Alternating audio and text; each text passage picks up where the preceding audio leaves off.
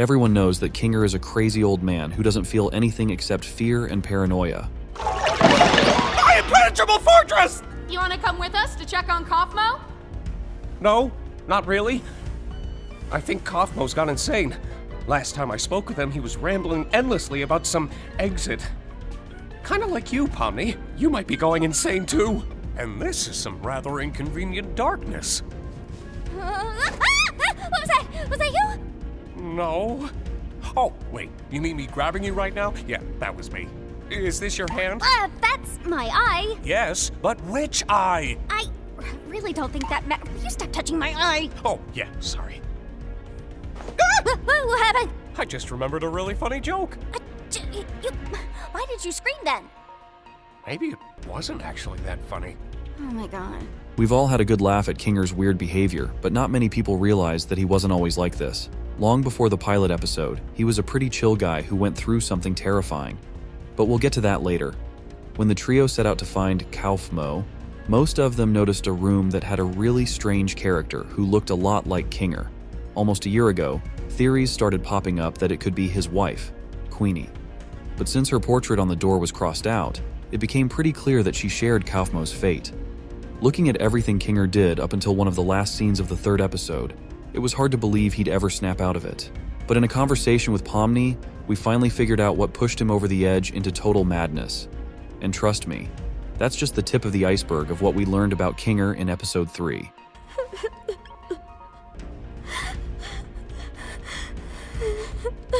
It was my fault we went down this path, wasn't it? I'm really sorry for that. Why have you been acting so different lately? I have, haven't I? I'm normally not too good with memories. But being surrounded by darkness always brings me back to a certain time. Right after my wife had abstracted. I don't recall the exact string of events, but we both ended up in the fort together. And it was dark. The darkness seemed to calm her down a bit. The harsh, jagged edges smoothed out, and she didn't seem aggravated anymore. She wasn't the same as before, but she was calm enough to touch one last time before she got sent to the cellar. I'm always taken back to that moment when engulfed in darkness. You had a wife? Like, here in the circus? Yeah. She was funny, creative, really into entomology. I used to hate bugs, but she somehow got me to like them. It's not the most cheerful memory, but it's one I at least have control over.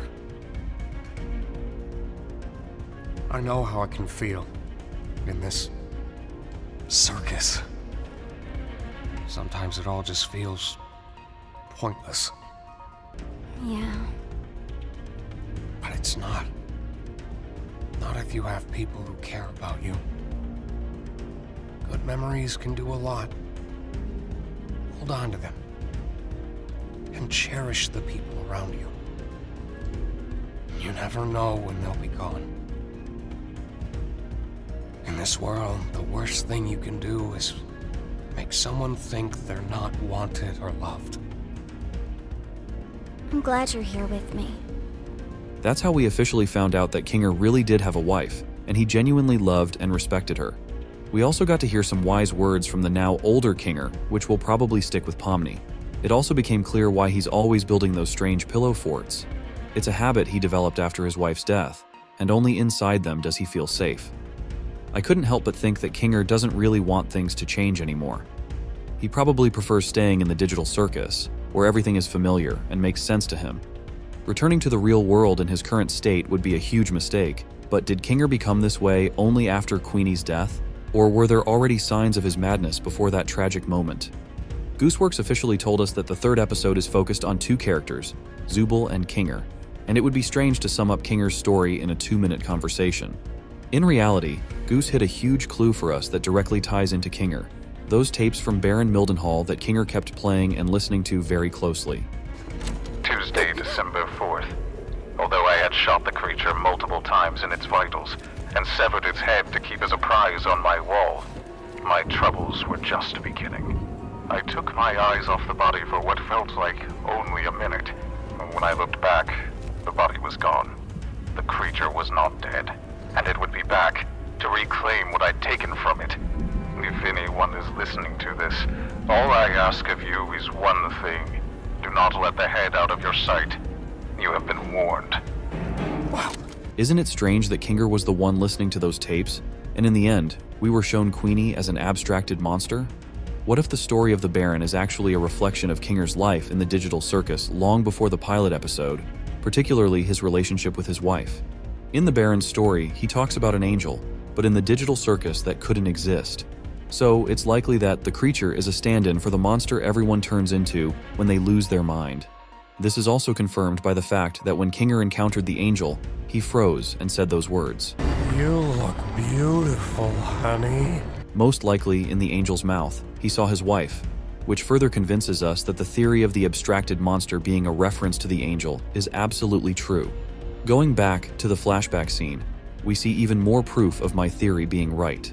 Each character always sees the abstracted monster for the first time, and Kinger was no exception. He probably thought the digital circus was a happy place at first, until that initial encounter with the monster, which started all his problems. In his tale, the Baron mentions taking the head of the angel, and that was the source of his troubles. As we remember from the pilot episode, the abstracted monsters are extremely aggressive, and their main goal is to destroy the other residents. What if Kinger saved his wife by pulling her from the monster's grasp, but in doing so, became its victim instead? Now we know that Kane managed to save him, but Kinger's entire world started crumbling right before his eyes. While Ragatha is always friendly and upbeat, and could easily handle her encounter with Kaufmo, Kinger might have started losing his mind after a similar experience, and that was the beginning of his downfall. Something the Baron of that dreadful manor will reveal to us as well. Things have gotten far worse than I could ever have imagined. My paranoia had driven me to the point where I was no longer the protector my wife and theoretical children needed. Jumping at every shadow, every noise, I ended up shooting the love of my life, mistaking her for the creature. It's ironic, isn't it? In my attempts to protect her, I ended up becoming the monster myself. Now I wait down in my cellar, no longer having anything to protect but my own soul. If nothing else, I will slay the beast that took everything from me. We've all seen how well Kinger can shoot. Problem this way too! Just leave it to me. I can handle this.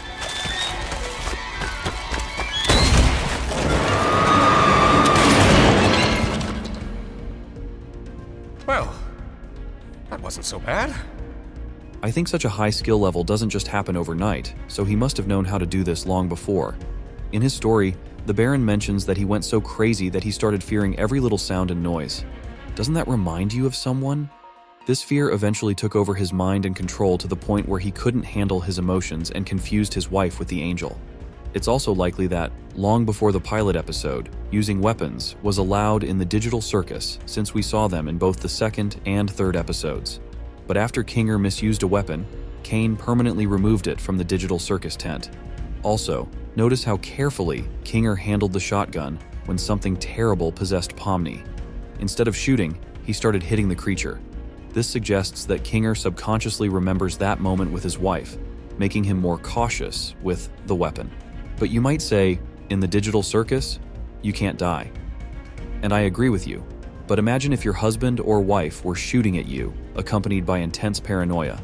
After going through that, Queenie couldn't keep her sanity and slowly started distancing herself from everyone, especially Kinger. Eventually, this led to her becoming that very abstracted monster. And now we understand why Kinger behaves so strangely 90% of the time. He just hasn't been able to cope with the trauma he caused himself and his loved one. It would actually be an epic conclusion to this drama if he went through some therapy with Kane, just like Zubul did.